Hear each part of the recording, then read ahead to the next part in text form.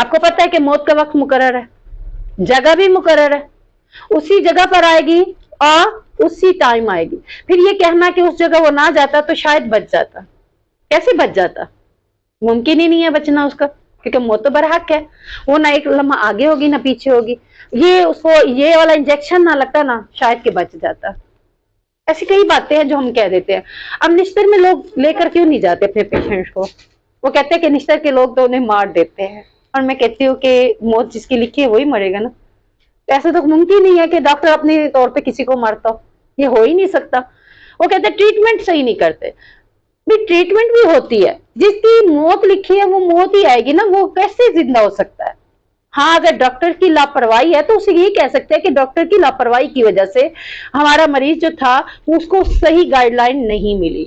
मौत डॉक्टर के हाथ में। पेशेंट को जब ऑपरेशन थिएटर्स में लेके जाते हैं तो क्या कहते हैं कि आप लिख दें जिंदगी मौत का। क्यों लिख दें? क्योंकि बाद में लोग ववेला कर रहे होते हैं डॉक्टरों की वजह से मौत हो गई।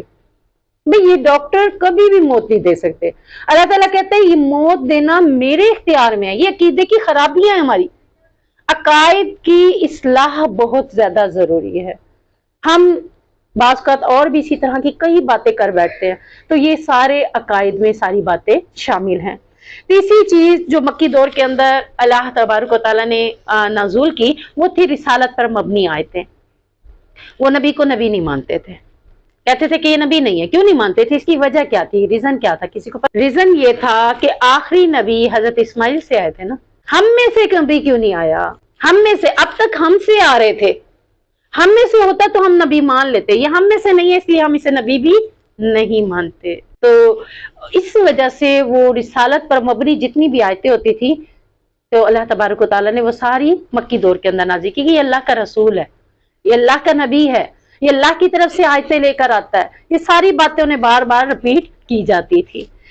चौथी चीज जो मक्की दौर के अंदर अल्लाह तबारक व तआला ने नाजिल की वो ये थी हौसला बढ़ाने वाले अंबिया के वाकयात, वो सारे मक्की दौर के अंदर अल्लाह ताला ने नाज़िल। यानी आप सल्लल्लाहु बहुत ज्यादा डिसहार्ट हो जाते थे। क्यों डिसहार्ट होते थे आप सल्लल्लाहु? मुशरिकीन मक्का के रवैयों की वजह से।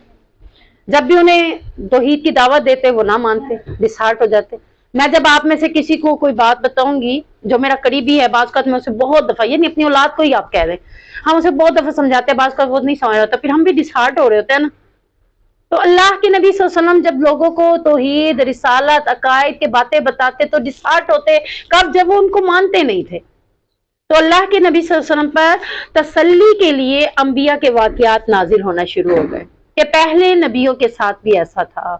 पहले नबी हजार हजार साल जिंदगी गुजार गए, 2 या 4 लोग मुसलमान होते थे। ये वाकयात बताने का मकसद नबी का हौसला बढ़ाना था कि आप डिसहार्ट ना हो, ये कभी तो ईमान ले आएंगे, किसी वक्त तो ईमान ले आएंगे, और आप परेशान ना, अगर नहीं भी ले आते तो आपसे पहले भी जितने अंबिया आए हैं उनके साथ भी ये सिलसिला चलता रहा है। मदनी दौर, ये थे मक्की दौर की 4 यानी कि मौज़ूआत जो कि मक्की दौर की आयतों के अंदर मबनी थे या मक्की दौर के अंदर आप सल्लल्लाहु अलैहि वसल्लम ने बताई। आप सल्लल्लाहु अलैहि वसल्लम के नबी होने के बारे में जितनी आयतें, नबूवत मिलने वाली। अब हम देखते हैं मदनी सूरतों में क्या क्या बताया गया है। मदनी दौर के अंदर जो सूरतें नाजिल हुई उसमें क्या क्या होता था? इज्तमाई मामलात डिस्कस करते हैं, यानी उन सूरतों के अंदर इज्तमाई मामलात, हमारे आपस के जितने भी मामलात हैं, गुफ्तगू है, मामलात है, सोना है, बैठना है, फंक्शंस हैं, दुनिया है, परेशानी है, या कोई किसी के साथ कैसे रहना है, ये मेरा क्या लगता है, इसके साथ मेरा क्या मामला है, ये सारे इज्तमाई मामलात हैं। ये सारे किस में डिस्कस हुए? मदनी दौर के अंदर। क्योंकि मदीना में जब गए थे तो उन्होंने किस तरह से इस्तकबाल किया था? बहुत अच्छा इस्तकबाल किया था। अब यहाँ पर आप जो भी बातें बताएंगे, जो अहकामात बताएंगे वो उसको कबूल कर लेंगे। दूसरी चीज, हलाल और हराम के अहकामात भी मदीने के अंदर नाजिल हुए। क्या हलाल है और क्या हराम है, ये भी मदीना दौर के अंदर। शरई सजाओं का जिक्र, जिना की क्या सजा है, तोहमत लगाने वाले की क्या सजा है, बहतान बांधने वाले की क्या सजा है, कवारा जिना करेगा तो उसकी क्या सजा है, लोंडी जिना करेगी तो उसकी क्या सजा है, चोर चोरी करेगा तो उसकी क्या सजा है। ये क्या है? शरई सजाएं। आज हमारी हुकूमत तो अपनी मर्जी की सजाएं देती है ना। अल्लाह ताला ने एक गुनाह करने पर शरई सजा का इख्तियार किसको दिया है? حکومت کو دی ہے. اسلامی ملک ہے. اسلامی ملک ہوتے ہوئے اسلامی سزاؤں کو نافذ کرنے میں ہی ہمارے لیے بہتری ہے. جتنی بھی شرعی سزائیں کا ذکر ہے وہ مدینے کے اندر. اس کے بعد شریعت کے جتنے اجتماعی امور ہیں وہ بھی مدنی صورتوں کے اندر ہیں. شریعت کے جتنے بھی اجتماعی امور ہیں، کسی کے گھر جانا کیسے ہے، کس کے گھر جا کر کیسے بیٹھنا ہے، واپس کیسے آنا ہے، دعوت ہے تو کیسے جانا ہے، یہ کیا ہے؟ یہ اجتماعی معاملات ہے شریعت کے، کہ آپ نے کس کے سامنے آنا ہے، کس کے سامنے نہیں آنا. یہ سارے معاملات کب ہوئے؟ مدینہ کے اندر. تو مدینہ میں بھی 1 2 3 باتیں، 4 اجتماعی معاملات، حلال و حرام کے احکامات، تیسری چیز شرعی سزاؤں کا ذکر، اور چوتھی شریعت میں جتنے بھی اللہ رب العزت نے اجتماعی معاملات امور رکھے ہیں، اجتماعی کام رکھے ہیں، وہ سارے بھی مدینہ کے اندر. یعنی اب یہ ہمیں پتہ چلے گا کہ مکی دور کے اندر اللہ نے قرآن کا کون کون سا حصہ نازل کیا، اور مدنی دور کے اندر قرآن کا کون کون سا حصہ اللہ تعالیٰ نے نازل کیا. اللہ تعالیٰ چاہتا تو ایک ہی وقت میں قرآن کو نازل کر سکتا تھا، نہیں نازل کیا. کیوں؟ اس کی وجہ کیا ہے کہ حالات سے ریلیٹڈ آیتیں اترتی تھیں. جیسے ہم کہتے ہیں نا، بعض اوقات میرے پاس جو بچیاں پڑھتی ہیں، جو پڑھتے ہیں لوگ، بعض اوقات کہتے ہیں آج ہمارے ذہن میں ایسے کوشچن تھے، آج میں پڑھنے آئی ہوں، میرا کوشچن وہیں پہ سولو ہو. مجھے ایسا لگتا ہے یہ آیت ابھی میرے لیے ہی نازل ہوئی ہے. تو یہ قرآن ہے ہی ایسا. سم ٹائم ہمارے ساتھ جو معاملات چل رہے ہوتے ہیں، ہم اس کی ڈسکشن ہی اس میں پڑھ لیتے ہیں. تو یہ سب چیزیں کیا ہے کہ اس وقت بھی حالات میں جیسے جیسے معاملات، اب دیکھیں جب جسارٹ ہوتے ہیں تو انبیاء کے واقعات آئے حوصلہ دلانے والے، اسی طرح طائف سے پتھر کھا کر آئے تو پھر بھی اسی طرح کی آیتیں آئیں. تو یہ ساری چیزیں اللہ کے نبی صلی اللہ علیہ وسلم پر سٹیپ وائز آئیں. اس کی ایک وجہ نہیں ہے، کئی وجوہات ہیں. ایک وجہ تو میں نے آپ کو یہ بتا دی کہ حالات سے ریلیٹڈ ہونے کی وجہ سے یہ آیتیں نازل ہوئی. دوسری وجہ کیا تھی؟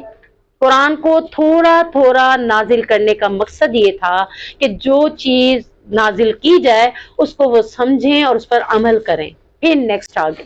تو یہ وجوہات تھی جس کی وجہ سے قرآن آہستہ آہستہ نازل ہوا. اور پھر قرآن کو آہستہ آہستہ پڑھنے کا بھی حکم ہے، تیزی سے پڑھنے کا حکم نہیں. میں کہوں کہ ایک پارہ پڑھوں گی، اتنا ٹائم ہے میں ایک پارہ پڑھ لوں، نہیں. قرآن کو ٹھہر ٹھہر کے پڑھیں، اس کے آداب دیکھیں، اس کا کہاں رکنا ہے، کہاں پڑھنا ہے، کہاں سانس توڑنا ہے. کیونکہ ہر کتاب کو پڑھنے کے اپنے ہی ایک الگ طریقے ہیں. تو قرآن کو پڑھنے کا ایک الگ طریقہ ہے. تو یہ آپ کو کون بتائے گا؟ فزکس کا ٹیچر، بایو کا ٹیچر؟ نہیں نا. بایو کے ٹیچر سے کہا ہے فزکس کا مسئلہ حل کر دو، وہ کہے گا فزکس کے ٹیچر کے پاس جائے نا. تو آپ کو قرآن کی ڈسکشن، قرآن کے بارے میں جتنی بھی باتیں ہیں، تو آپ کو قرآن کا ٹیچر ہی آپ کو یہ باتیں بتا سکتا ہے. ہم کہتے ہیں ہمارے گھروں کے اندر بہت ہم نے باتیں سنی ہوئی ہیں، لیکن نالج میں ہمیشہ اضافہ ہوتا ہے. جب بھی ہم دینی محفل میں جائیں گے، قرآن کی محفل میں جڑیں گے، قرآن کو سنیں گے، تو ہمارے نالج میں مزید اضافہ ہوگا. اور یہ سب کچھ کیسے ہوتا ہے کہ اللہ تبارک و تعالیٰ نے قرآن کے اندر یہ ساری چیزیں ڈسکس کر دی ہیں. تو ہم دیکھتے ہیں آگے.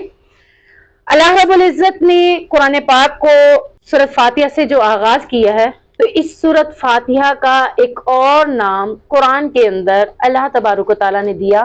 وہ کس کے اندر آتا ہے؟ سورۃ الحجر کے اندر. 14واں پارہ سورۃ الحجر کے اندر اللہ تعالیٰ قرآن کے اندر آیت نازل کرتے ہوئے فرماتا ہے، بسم اللہ الرحمن الرحیم، وَلَقَدْ آتَيْنَاكَ سَبْعًا مِّنَ الْمَثَانِي وَالْقُرْآنِ الْعَظِيمِ. اے نبی کریم صلی اللہ علیہ وسلم، ہم نے آپ کو 7 آیتیں دیں جو کہ بار بار پڑھی جاتی ہیں اور جو کہ بہت ہی عظیم ہے.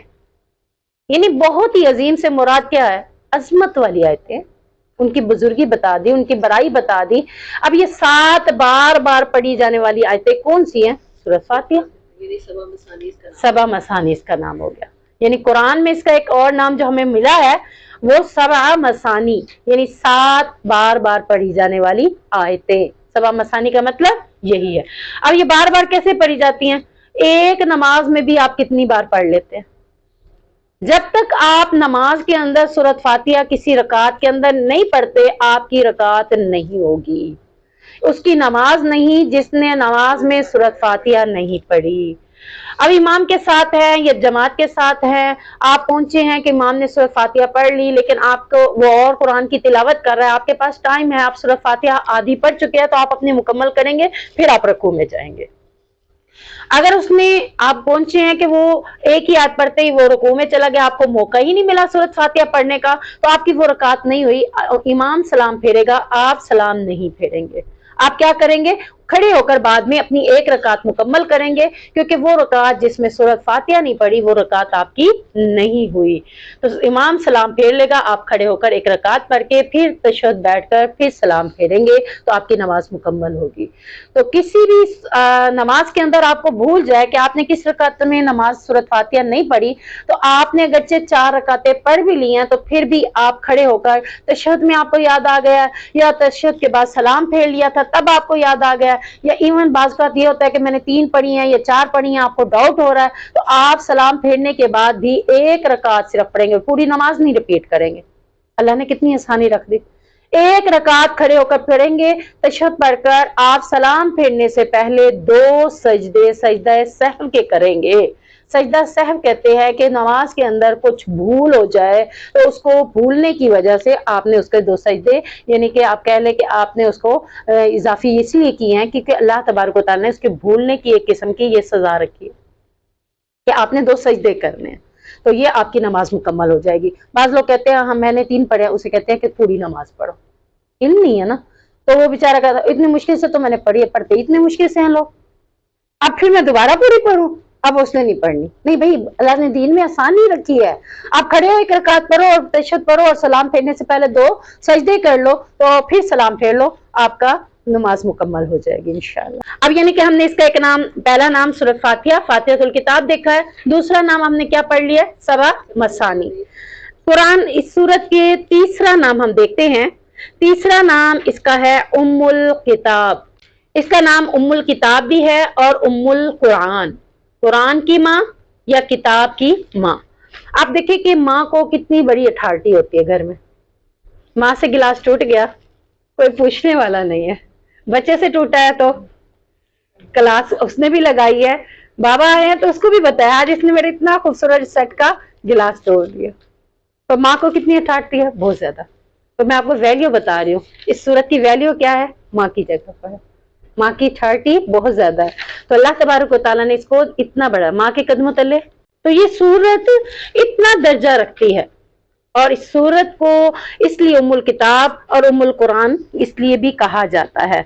अब हम देखते हैं कि इसको उम्मुल किताब और उम्मुल कुरान क्यों कहा जाता है। इसकी बुनियादी वजह जो है इसके मौज़ूआत हैं, और मौज़ूआत क्या हैं, कुरान के 5 मौजू हैं। कुरान के पूरे कुरान के अंदर 5 मौजू हैं, 5 बातें हैं।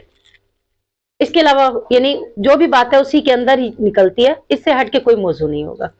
तो 5 मौजुओं पर मुश्तमिल है, और इस सूरत को भी अल्लाह ने 5 हिस्सों में तकसीम कर दिया, इसलिए इसे उम्मुल कुरान और उम्मुल किताब भी कहा जाता है। तो हम डिस्कस करते हैं कि कौन कौन सी हैं।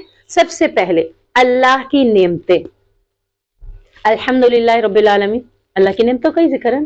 तो यानी पहला मौजू कुरान के अंदर क्या है, अल्लाह की नेमतें। और इस नेमतों के बारे में अल्लाह ताला ने कुरान में क्या फरमाया, वइन तउद्दू निअमतल्लाहि ला तुहसूहा, अगर तुम अल्लाह की नेमतों को शुमार करने बैठो तो तुम गिन नहीं सकते। क्यों नहीं गिन सकते, इसकी वजह क्या है, अनगिनत है। हमारी जिंदगी खत्म हो जाएगी, नेमतें लिखना यानी नेमतें खत्म नहीं होगी। दूसरी जगह क्या फरमाया, कलम दरख्त कलमे बनकर खत्म हो जाएंगे, दरियाओं समंदरों का पानी स्याही बनकर खत्म हो जाएगा, तुम अल्लाह की नेमतों को लिख ही नहीं सकोगे। कितना पानी है, कितने दरख्त हैं उसकी कलमे, उसके बावजूद अल्लाह कह रहा है कि हर दरख्त में आप देखिए कि कितनी कलमें तैयार हो सकती हैं, यानी अल्लाह की इतनी नेमतें हैं। तो पहला मौजू अल्लाह की नेमतों का है। दूसरा मौजू कुरान मजीद का एक अहम हिस्सा पहली कौमों और अंबिया की तारीख है। पहली कौमों और अंबिया की तारीख है, यानी अंबिया का जिक्र है, कौमों का जिक्र है इसमें। तो दूसरा मौजू कुरान के अंदर यही है। आप किसी को भी ये इंफॉर्मेशन दे सकते हैं कि कुरान में 5 मौजू हैं, यानी जैसे हमारे हम कहते हैं ना इतने सब्जेक्ट है, तो कुरान के कितने सब्जेक्ट हैं, 5। पहला अल्लाह की नेमतें, दूसरा अंबिया की तारीख और पहली कौमों का जिक्र, तीसरा अहकाम शरीयत, चौथा मौजू जो है हयात बादुल ममात, मरने के बाद जिंदा होने के, जिसमें आखिरत भी आ जाएगी, हशर भी आ जाएगा, मौत के मामलात भी आ जाएंगे, सारी ये चीजें आ जाएंगी। पांचवा है علم المخاسمہ، چوتھا بتایا ہے حیات بعد الممات. ہاں جی، اللہ کی نعمتیں. قرآن مجید کا دوسرا پوائنٹ ہے وہ ہے پہلی قوموں اور انبیاء کی تاریخ. احکام شریعت تیسرا. چوتھا ہے حیات بعد الممات. اور پانچواں ہے علم المخاسمہ.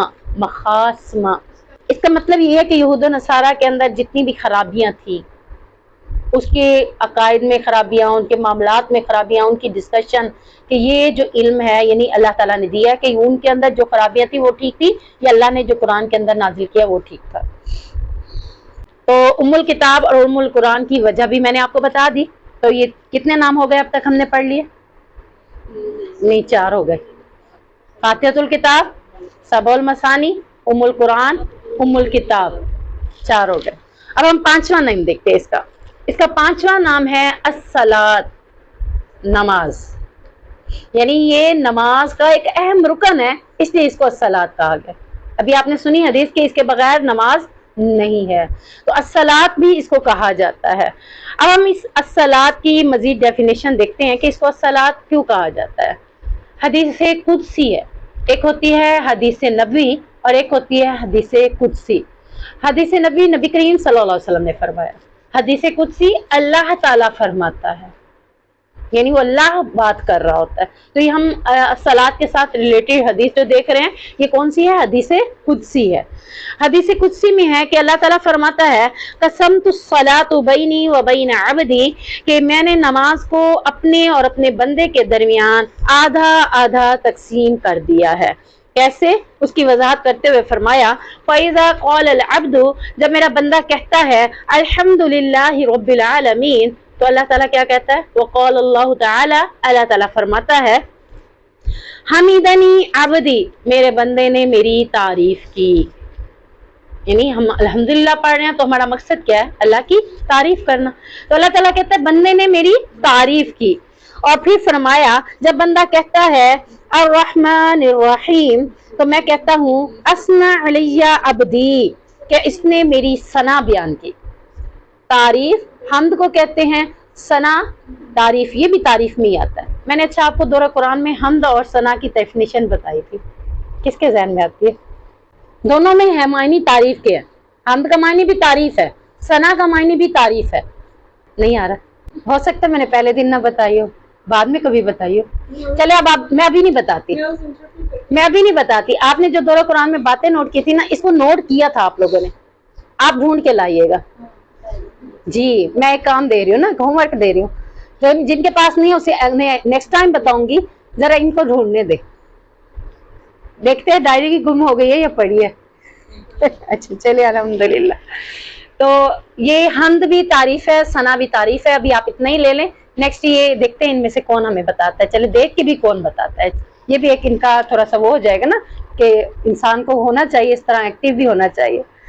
آگے ہے کہ اللہ رب العزت فرماتا ہے کہ جب میرا بندہ کہتا ہے مالکی یوم الدین، میں کہتا ہوں کہ میرے بندے نے میری بزرگی بیان کی. اور جب وہ ایاک نعبد و ایاک نستعین کہتا ہے تو میں کہتا ہوں کہ یہ بندہ جو بھی مجھ سے مانگتا ہے میں اس کو عطا کر دیتا ہوں. یہاں سے کیا ہے؟ ایاک نعبد و ایاک نستعین سے اب ہماری بات شروع ہو گئی ہے. پہلے ہم نے اللہ کی تعریف، اللہ کے بارے میں باتیں کی، تو آدھا آدھا کیسے تقسیم کیا؟ آدھے میں اللہ کی باتیں ہیں، آدھے میں ہماری باتیں ہو رہی ہیں، ہم اللہ سے مانگ رہے ہیں. تو اللہ تبارک و تعالیٰ نے یہاں پر حدیث کے اندر فرمایا کہ میرے بندے نے جو مجھ سے مانگا میں نے اسے عطا کر دیا. تو یہاں سے پتہ چلتا ہے کہ یہ وہ صورت ہے جس کو آپ پڑھ کر کچھ بھی اپنے رب سے مانگیں گے تو آپ کو مل جائے گا. یقین، سب سے پہلی چیز کیا ہے؟ یقین، توکل. اچھا یہ عالم بھی یقین اور توکل کے معاملے میں بعض وقت کمزور ہو جاتے ہیں. مجھے ایک واقعہ یاد آیا، حدیث کے اندر نہیں، ویسے ایک ریلیٹڈ واقعہ یاد آ رہا ہے. ایک عالم نے اپنے یعنی کہ خطبے کے اندر لوگوں کو کہا کہ جب یقین کامل ہو تو اللہ تبارک و تعالیٰ آسانیاں عطا کر دیتا ہے.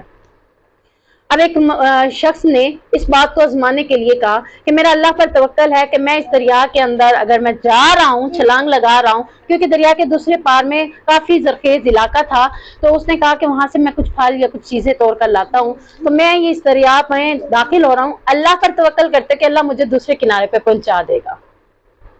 کامل یقین تھا نا اس کا. اس نے اپنے آپ کو مکمل یقین کے ساتھ وہ پہنچ ہی گیا، وہاں سے لے بھی آیا، واپس بھی آ گیا۔ اب عالم کو کسی نے بتایا بھائی اتنا خطرناک دریا اس نے عبور کر لیا، اس نے کہا یہ تو نہیں ہو سکتا۔ اس نے کہا کیوں نہیں ہو سکتا؟ اس نے کہا بھی تم چلو نا، تم نے یہ بات کی تھی۔ اس نے کہا مجھے تو پہلے رسی لا دو پھر بھی میں جاؤں گا، اتنا خطرناک دریا میں کیسے عبور کروں؟ تو سم ٹائم یہ ہوتا ہے کہ بڑے بڑے عالم کے اندر بھی وہ پختگی نہیں آتی، ایک ادنا سے بندے کے اندر بھی آ جاتی ہے۔ اللہ تعالیٰ نے کبھی یہ نہیں کہا کہ میں کسی کو دیکھوں گا، اللہ تعالیٰ نے کہا نہ رنگ دیکھوں گا، نہ نسل دیکھوں گا، نہ امیری دیکھوں گا، نہ غریبی دیکھوں گا، جنت میں اس کو داخل کر دوں گا۔ وجہ کیا ہوگی؟ ایمان، یقین، پختگی، توکل، بھروسہ۔ آپ کو اللہ پر بھروسہ ہے کہ اللہ تعالیٰ واقعی آپ کو عطا کرے گا تو انشاءاللہ مل جائے گا۔ آپ پتہ نہیں اس صورت کے بعد بھی مجھے ملتا ہے کہ نہیں ملتا، پھر ملے گا کہ نہیں ملے گا؟ پھر نہیں ملے گا۔ جب آپ کہتے ہیں پتہ نہیں ملتا ہے کہ نہیں ملتا، جب آپ مائنڈ بھی آپ کا کلیئر نہیں ہے نا، آپ اس کو قبول ہی کریں۔ پتہ نہیں ایک صورت پڑھ رہی ہوں، ایسے ہوتا تو نہیں ہے، میں نے بڑی دعائیں کی، اب کیسے ہو سکتا؟ نہیں، میں نے اب رب سے مانگ لیا ہے، اس رب کے آگے کوئی بھی کام مشکل نہیں ہے انشاءاللہ۔ تو سورۃ فاتحہ کو اپنی دعاؤں میں پہلے پڑھ کر پھر دعائیں کیا کریں، تو انشاءاللہ وہ دعائیں بھی قبول ہو جائیں گی انشاءاللہ۔